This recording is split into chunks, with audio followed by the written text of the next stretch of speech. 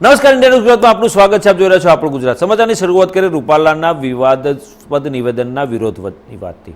લોકસભાની ચૂંટણી પહેલા ગુજરાતનું રાજકારણ ગરમાયું છે. રાજકોટની બેઠક પરના ભાજપના ઉમેદવાર પરસોત્તમ રૂપાલા સામે ક્ષત્રિય સમાજનો રોષ શમવાનું નામ નથી લેતો. ત્યારે આજે ગાંધીનગરમાં સી.આર. પાટીલના નિવાસસ્થાને મહત્વની બેઠક યોજાઈ હતી, જેમાં મુખ્યમંત્રી ભૂપેન્દ્ર પટેલ, ગૃહ રાજ્યમંત્રી હર્ષ સંઘવી અને ભાજપના પ્રદેશ પ્રમુખ સી.આર. પાટીલની સાથે ભાજપના ક્ષત્રિય નેતાઓ પણ ઉપસ્થિત રહ્યા હતા. આ બેઠકમાં રૂપાલાના વિવાદને લઈને સી.આર. પાટીલે હાથ જોડીને ક્ષત્રિય સમાજને માફી આપવા વિનંતી કરી હતી.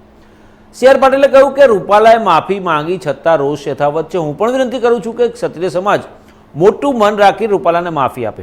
રાજકોટ બેઠક પર ઉમેદવાર બદલવા અંગે કોઈ વિચારણા નથી. ત્યારે હવે મુખ્યમંત્રી ભૂપેન્દ્ર પટેલ, સી.આર. પાટીલ અને હર્ષ સંઘવી, રજની પટેલ, વિનોદ ચાવડાની ઉપસ્થિતિમાં બીજી બેઠક યોજાઈ. મહત્વનું છે કે અમદાવાદના ગોતામાં 3જી તારીખે બપોરે 3 વાગે ક્ષત્રિય સમાજની સંકલન સમિતિની સાથે ભાજપના નેતાઓની બેઠક યોજાશે.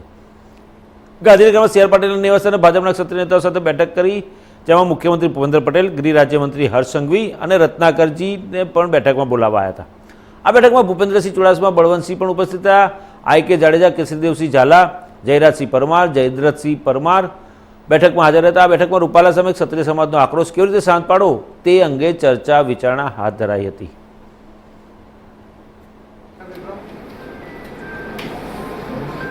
છેલ્લા કેટલાક દિવસથી રાજકોટની સીટ ઉપર ભારતીય જનતા પાર્ટીના ઉમેદવાર શ્રી પરસોત્તમ રૂપાલાજી દ્વારા ક્ષત્રિય સમાજ માટેની ટિપ્પણીને કારણે એ સમાજની અંદર રોષ ફેલાયો.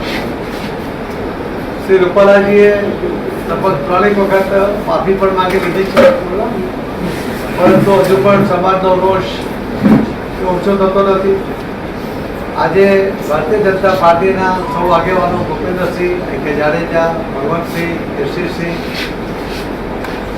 આ બધા મહેન્દ્રસિંહ, આ બધા જ આગેવાનોની હાજરીમાં, મુખ્યમંત્રીશ્રીની ઉપસ્થિતિમાં, સંગઠન મહામંત્રીશ્રીની ઉપસ્થિતિમાં અમે એક મિટિંગ કરી હતી કે સમાજમાં જે રોષ છે એ સ્વાભાવિક છે કે એમના માટે ટિપ્પણી થઈ હોય તો સમાજનો રોષ સ્વાભાવિક છે. પણ હવે અમે જ્યારે માફી માંગી છે તો ક્ષત્રિય સમાજને એક મોટું મન રાખીને અમને માફ કરે. પાર્ટીના સૌ આગેવાનો પણ એમનો સંપર્ક કરવાના છે. લગભગ ક્ષત્રિય સમાજની 92 લોકોની એક આખી ટીમ છે, સંકલન સમિતિ છે. અમને આવતીકાલે 3 વાગે એ મળવાના છે. એમનો રોષ હશે તે પણ બરાબર છે અને એમને સમજાવશે એટલે ધીમે ધીમે વાતાવરણ સરળ બને એના માટેનો પ્રયત્ન કરશે. આજે લગભગ અમારી મિટિંગ 3 કલાક ચાલી છે અને એમાં કોને મળવું, કેવી રીતે મળવું, કોને બધી જવાબદારીઓ પણ નક્કી થઈ છે અને આનો જલ્દીથી નિવેડો આવે એના માટે ભારતીય જનતા પાર્ટી તરફથી પણ આ પ્રયાસો શરૂ થયા છે.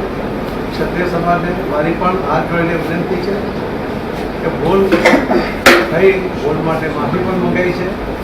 ક્ષત્રિય સમાજ હવે પોતાનો રોષ શાંત કરીને પાર્ટીની સાથે વર્ષોથી રહ્યા છે તો પાર્ટીની સાથે જોડાય એવી અમને હાથ જોડીને આપણે વિનંતી પણ કરીશું. ધન્યવાદ. રાજકોટ બેઠકના ભાજપના ઉમેદવાર પરસોત્તમ રૂપાલાએ ક્ષત્રિય સમાજ વિશે કરેલી ટિપ્પણીએ રાજ્યભરમાં ઉગ્ર રૂપ ધારણ કર્યું છે. પરસોત્તમ રૂપાલા સામે ઠેર ઠેર ક્ષત્રિય સમાજ વિરોધ કરી રહ્યો છે. ત્યારે આજે અમદાવાદમાં કલેક્ટર કચેરી ખાતે ક્ષત્રિય સમાજના અલગ અલગ સંગઠનના લોકો પહોંચ્યા હતા.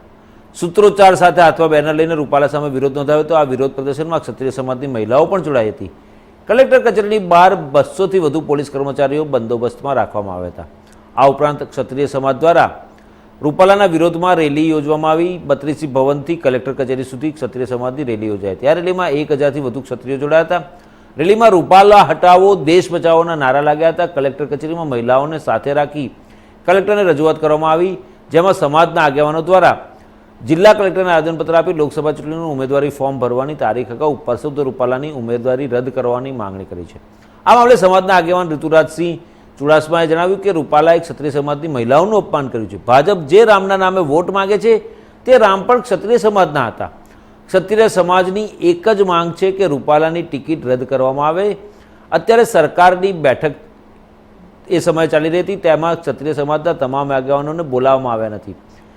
સરકાર સાથે કોઈ પણ સંજોગોમાં સમાધાન નહીં થાય રૂપાલાને લોકસભાની ચૂંટણી લડાવવામાં આવશે તો ક્ષત્રિય સમાજ વિરોધ કરશે. વધુમાં સમાજના આગેવાન શિલ્પાબાએ જણાવ્યું કે રૂપાલાએ ક્ષત્રિય સમાજની મહિલાઓ વિશે જે વાણી વિલાસ કર્યો છે તેનો અમે વિરોધ કરી રહ્યા છીએ. અમારી ભાજપ પાસે સ્પષ્ટ માંગ છે કે રૂપાલાની ટિકિટ રદ કરવામાં આવે અને તેમના સ્થાને અન્ય કોઈ પણ સમાજના ઉમેદવારને ટિકિટ આપવામાં આવે. રૂપાલા ચૂંટણી લડશે તો અમે છેક સુધી વિરોધ કરીશું. ક્ષત્રિય સમાજના ઇતિહાસથી સૌ કોઈ વાકેફ છે. ભૂતકાળમાં ક્ષત્રિય સમાજની મહિલાઓએ જોહર પણ કર્યું હતું. આજે કળયુગમાં પણ જરૂર પડે તો ક્ષત્રિય સમાજની મહિલાઓ જોહર કરવા તૈયાર છે. આપ સૌને અહીં બહુ મોટી સંખ્યામાં માતૃશક્તિ પણ હાજર છે.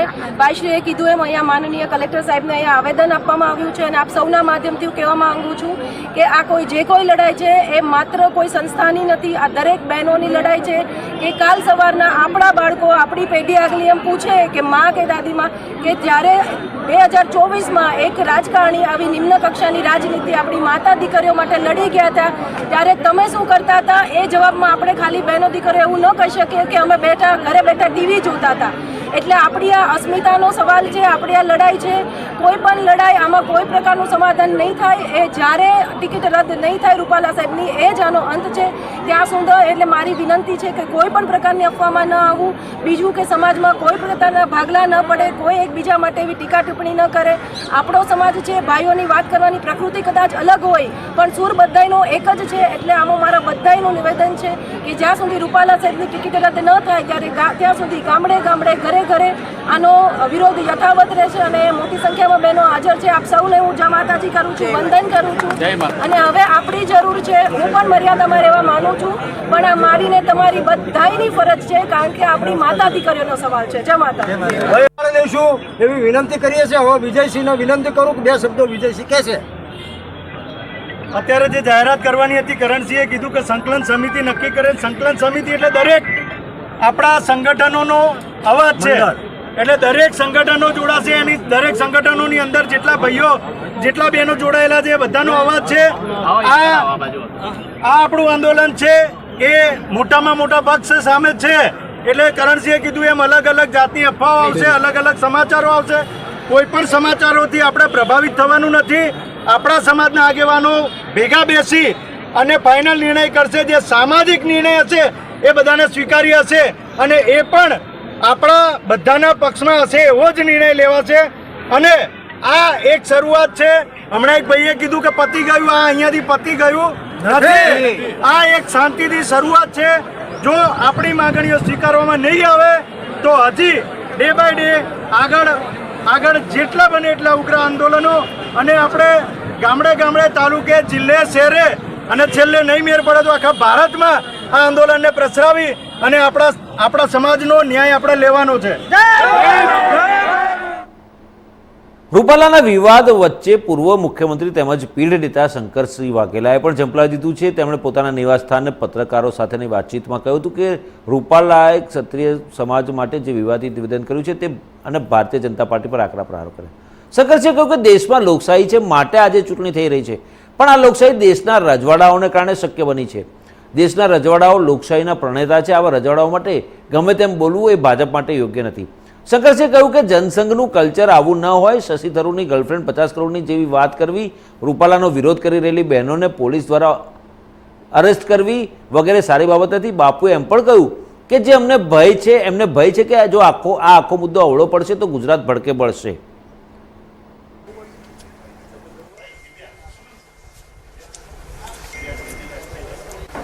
રિગાર્ડિંગ રાજકોટ અને સમાજના બી બધા આગેવાનોનો આગ્રહ કે કંઈ સ્પષ્ટતા થાય તો સારું. એ ગણતરીએ આપણને એમ કે દિલ્હીમાંથી કંઈક મોટા સાહેબ પરિસ્થિતિનો અભ્યાસ કરીને કંઈ નિર્ણય લેશે અને કોઈ પણ સમાજની લાગણી દુભાઈ હોય તેના માટે સવિશેષ બહેનોની લાગણી દુભાઈ હોય તો બહેનો કંઈ પોસ્ટકાર્ડ લખશે અને સાહેબ જવાબ આપશે. આવું કંઈ નહીં થયું માટે આપના માધ્યમથી હું આજે જે સ્થિતિ થઈ રહી છે ગુજરાતમાં, સવિશેષ રાજકોટમાં જે કંઈ બીજેપીના ઉમેદવારે ટીકા ટિપ્પણી રિમાર્ક્સ કરી એના અનુસંધાન ઇલેક્શન છે લોકશાહી છે માટે ઇલેક્શન છે અને આ લોકશાહીના પ્રણેતા આપણા દેશના રજવાડા રોયલ ફેમિલીઝ જે 500 કરતાં વધારે હતા એમને જો આપણા દેશમાં ભળી જવાની અનુમતિ ના આપી હોય તો હિન્દુસ્તાનમાં લોકશાહી હોત નહીં અને આજે આ ઇલેક્શન પણ ન હોત. દાખલા તરીકે ભૂતાન લોકશાહી નથી, નેપાળની રાજાશાહી અંદર લગભગ 20-22 લોકોના મર્ડર પછી ત્યાં લોકશાહી આવી. પાકિસ્તાનમાં પણ સો કોલ્ડ ડેમોક્રેસી છે. એવી લોકશાહીના પ્રણેતા એવા રજવાડાઓ માટે ગમે તેવી હલકી વાત કરવી એ બીજેપીને શોભા દેતી નથી. ઉમેદવારથી કોઈ પણ કારણસર બોલાયું હોય એનું રેફરન્સ હોય, પણ જાહેર જીવનમાં બોલવા કરવાનું બહુ ધ્યાન રાખવું પડતું હોય છે. અને આવા જ બોલવાથી દ્રૌપદીએ કીધું કે આંધ્રાના બધા આંધ્રા થાય ને એમાંથી મહાભારતના દુષ્પરિણામો આપણને ખબર છે. તો આ જે રીતે એક સમાજ ઉપર આક્રમણ કરીને ગમે તેવી વાત કરવી અને પછી માફી માગવાની જે ફોર્માલિટી એ પણ પક્ષને પેલું નુકસાન ન થાય માટે હું માનું ત્યાં સુધી આ બીજેપીના કલ્ચરને શોભા નથી દેતું.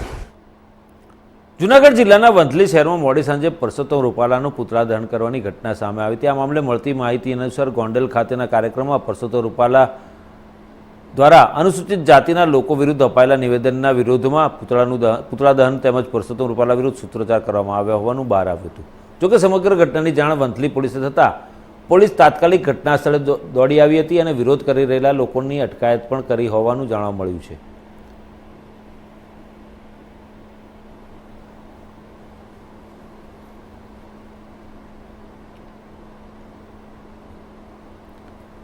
ભાજપના અગ્રણી અને રાજકોટ બેઠકના ઉમેદવાર પરસોત્તમ રૂપાલાને રાજકોટમાં ટિકિટ આપવામાં આવી છે, જેમના દ્વારા રાજપૂત સમાજ વિશે અભદ્ર ટિપ્પણી કરવામાં આવતા રાજપૂત સમાજમાં ભારે રોષ જોવા મળ્યો છે. ત્યારે પાલનપુરમાં કલેક્ટર કચેરી ખાતે રાજપૂત સમાજે આવેદનપત્ર આપી તેમની ટિકિટ પાછી ખેંચવા માંગ કરી હતી. લોકસભાની ચૂંટણીઓને લઈને પ્રચાર તેજ ચાલી રહ્યો છે, ત્યારે રાજકોટમાં ભારતીય જનતા પાર્ટીના પરસોત્તમ રૂપાલાને ટિકિટ આપવામાં આવી છે, જેથી પરસોત્તમ રૂપાલા દ્વારા પ્રચાર દરમિયાન રાજપૂત સમાજ વિશે અભદ્ર ટિપ્પણી કરવામાં આવી હતી, જેના પગલે સમગ્ર ગુજરાતમાં ઘેરા પ્રત્યાઘાતો જોવા મળ્યા હતા અને રૂપાલા વિરુદ્ધ ઠેર ઠેર આવેદનપત્ર આપી તેમની ટિકિટ પાછી ખેંચવા ભારતીય જનતા પક્ષના આગેવાનોને અપીલ કરવામાં આવી રહી છે.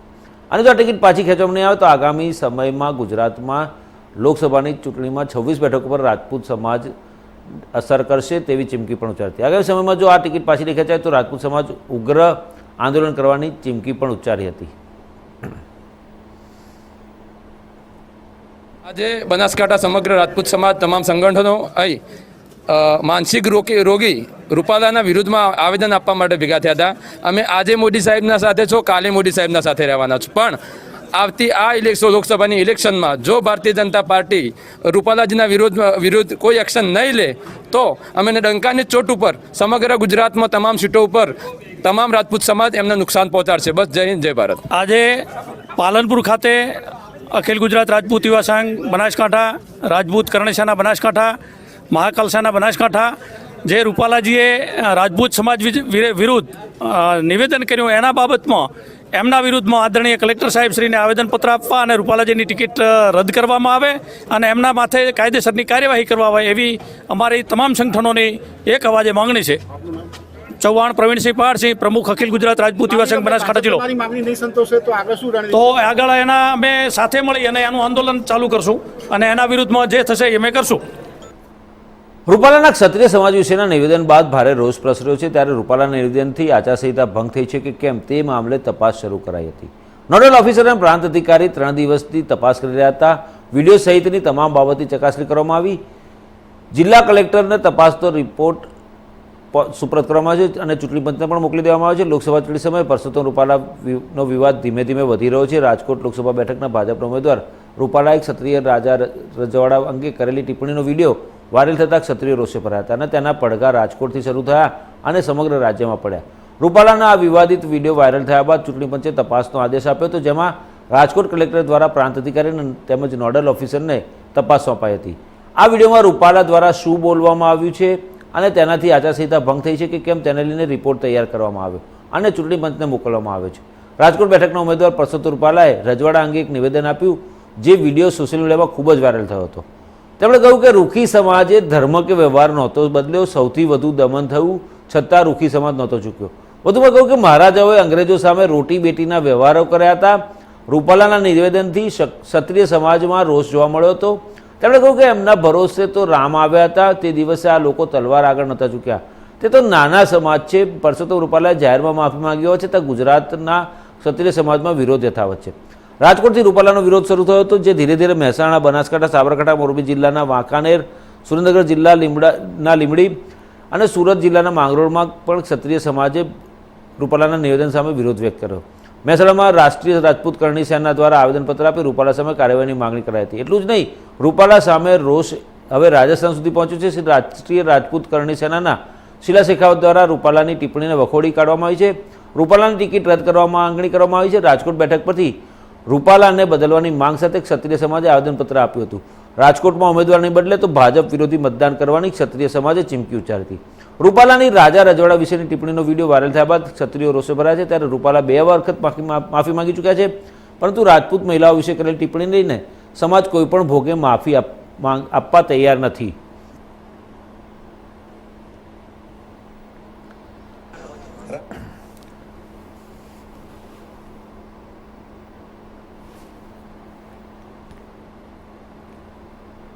સમાચારમાં આગળ વધીને વાત કરીએ તો ગીર પંથકના માલધારીઓએ પોતાના પ્રશ્નોની માંગણી નહીં સંતોષાતા મોટી સંખ્યામાં કલેક્ટર કચેરી ખાતે એકત્ર થઈ આવેદનપત્ર આપ્યું હતું અને વિરોધ પ્રદર્શન કર્યું હતું. ગીરમાં વસતા માલધારી પરિવારોને વારસાઈ એન્ટ્રી, પાણીની સમસ્યા, મસવાડી પાસ, મહેમાનોને આવવા જવામાં ઊભી કરવામાં આવતી મુશ્કેલી સહિત અનેક સમસ્યાઓથી માલધારીઓ ત્રસ્ત બન્યા છે. આ અંગે અનેકવાર વનતંત્રને રજૂઆત કરવામાં આવી છતાં વન વિભાગના અધિકારીઓ નિરાકરણ કરતા નથી, જેના કારણે માલધારીઓ મુશ્કેલી ભોગવી રહ્યા છે. આંદોલન કરવા માટે માલધારીઓ વહીવટીતંત્રની મંજૂરી માંગી હતી, પરંતુ તંત્ર દ્વારા આચારસંહિતાના બહાને મંજૂરી આપવામાં ન આવતા ગીરના માલધારીઓ કલેક્ટર કચેરી દોડ્યા આવ્યા હતા અને આવેદનપત્ર આપી પ્રશ્નનું નિરાકરણ ન થાય તો આત્મવિલોપન કરવાની ચીમકી માલધારીઓ દ્વારા આપવામાં આવી હતી. જ્યારે તંત્ર દ્વારા 15 દિવસમાં પ્રશ્નના ઉકેલની ખાતરી આપવામાં આવતા હાલ મામલો થાળે પડ્યો છે. જી, મારું નામ ગોલણભાઈ અમરાભાઈ દેબલિયા, ગોરણવાળા નેસના માલધારી છીએ. 1939 થી અમે માલધારી છીએ. 1977 લગ્નના અમે મસવાડી પાસ ધરાવી છે કાયમિકના, બરાબર. અમે ફોરેસ્ટ ડિપાર્ટમેન્ટમાંથી કોઈ 3 એકર જમીન નથી લીધી, નથી મકાન લીધા અને બળજબરીથી અમને સ્થળાંતર નથી જાય એટલે ફોરેસ્ટ ડિપાર્ટમેન્ટ સ્થળાંતર કરે છે, બરાબર. ત્યાર પછી અમે રજૂઆત કલેક્ટર સાહેબને દીધી છે, આવેદનપત્ર દીધું છે, અવારનવાર મૌખિક અમે એટલી વાર આવ્યા છીએ, લેખિતમાં રજૂઆત કરી છે, મુખ્યમંત્રીની કાર્યાલયમાં રજૂઆત કરેલી છે, ત્યાં પણ અરજી દીધી તો આજી લગ્ન અમને કોઈ જવાબ મળ્યો નથી, બરાબર. આજે અમે આવેદનપત્ર આપ્યું છે. આ વસ્તુમાં અમને ન્યાય નહીં મળે, 15 દિવસની સજા અલ્ટિમેટ દીધી, બરાબર. 15 દિવસ અમે ખુંચી, એ સિવાય ન્યાય મળે તો અમે ઉગ્ર આંદોલન કરશું. એ છતાંય હું મારા નેસમાં જાય, બરાબર. સરકારના નિયમ પ્રમાણે મારી પાસે પીડા છે હાજરમાં, અને એ છતાંય મને આનો નિકાલ નહીં આવે ને તો હું મારા નેસમાં જાય અને બેસીને હું આત્મહત્યા કરી. એ ચોક્કસ હું ખાતરી દઉં છું આ મીડિયા છે.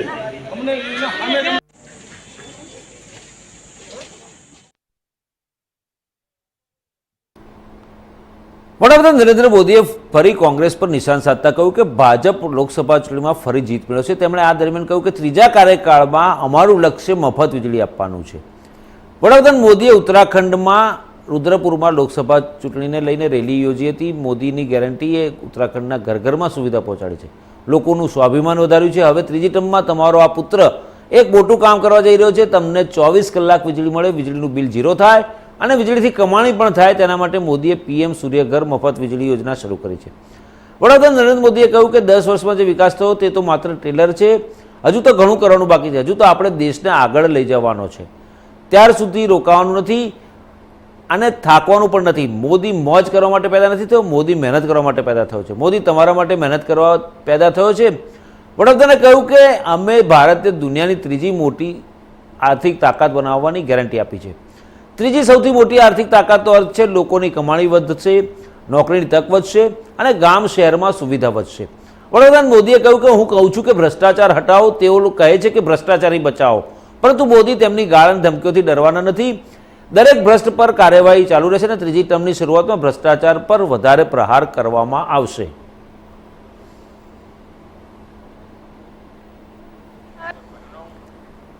मोदी के इन प्रयासों के बीच कांग्रेस और इंडी गठबंधन ने अपने इरादे दिखा दिए हैं. कांग्रेस के शाही परिवार के शाहजादे ने ऐलान किया है कि अगर देश ने तीसरी बार बीजेपी सरकार को चुनी, आग लग जाएगी. 60 साल तक देश पर राज करने वाले 10 साल सत्ता से बाहर क्या रह गए. अब देश में आग लगाने की बात कर रहे हैं. क्या ये आग लगाने की बात आपको मंजूर है? क्या इस देश को आग लगाने देंगे?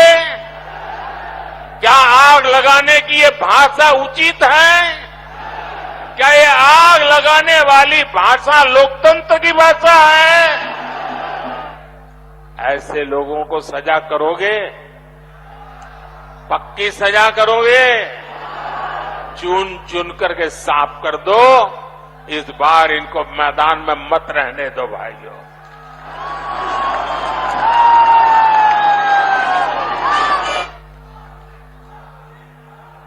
इमरजेंसी की मानसिकता वाली कांग्रेस का भरोसा अब लोकतंत्र पर नहीं बचा है. इसलिए वो अब जनादेश के विरुद्ध लोगों को भड़काने में जुट गई है. साथियों, कांग्रेस तुष्टीकरण के दलदल में ऐसा धंस गई है कि कभी देश हित का सोच ही नहीं सकती.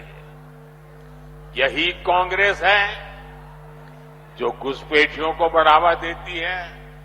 लेकिन जब भाजपा सीएए के माध्यम से मां भारती में आस्था रखने वालों को भारत की नागरिकता देती है, तो कांग्रेस को सबसे ज्यादा तकलीफ होती है.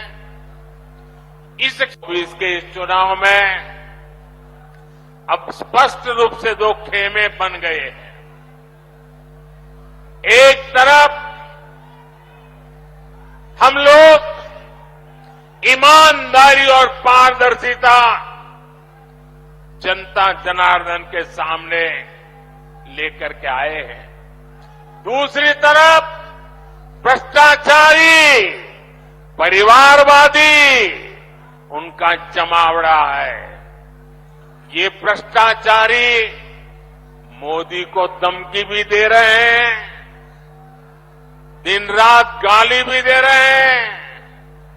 अब देखिए क्या खेल चल रहा है. हम हैं जो कह रहे हैं भ्रष्टाचार हटाओ, और वो कहते हैं भ्रष्टाचारी बचाओ. आप मुझे बताइए, भ्रष्टाचार हटना चाहिए कि नहीं हटना चाहिए? भ्रष्टाचार हटना चाहिए कि नहीं हटना चाहिए? भ्रष्टाचार से मुक्ति मिलनी चाहिए कि नहीं मिलनी चाहिए? भ्रष्टाचारी जेल जाने चाहिए कि नहीं जाने चाहिए? भ्रष्टाचारियों को सजा होनी चाहिए कि नहीं होनी चाहिए? ये देश की आवाज है और मोदी आपकी हर आवाज को सुनता है. और उसके लिए ताकत भी लगा देता है। लेकिन साथियों, मुझे कितनी गालियां दी जाए, कितने ही आरोप लगाए जाए, मोदी इनकी गालियों और धमकियों से डरने वाला नहीं है।